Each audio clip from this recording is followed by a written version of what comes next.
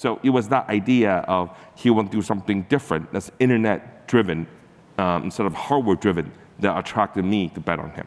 But why him? Why not other people who have similar idea?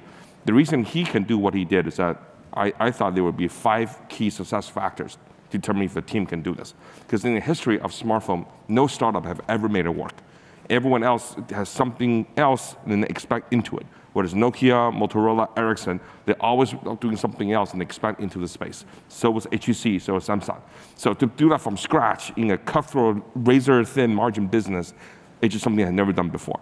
But if somebody has a chance of doing it, you'll need 5 things: hardware experience, software experience, know how to sell online, because selling offline is too inefficient, and be able to build a brand, and then be able to monetize, because hardware is going to be very cheap. You got to be able to monetize through internet services.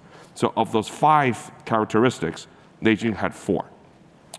At Kingsoft, he built software that competed against Microsoft early on. He then was building games that compete against Shendot and NetEase, so he knew how games could be monetized for internet services.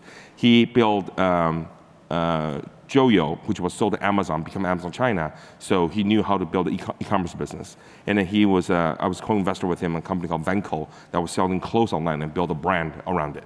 The only thing he didn't have was hardware experience. But he had about 1 million fans on Weibo, which is China's version of Twitter in the early days, and he figured that he can recruit someone to do hardware. So out of 5 characteristics, he had 4, so we decided after a lot of internal debate to still bet on him.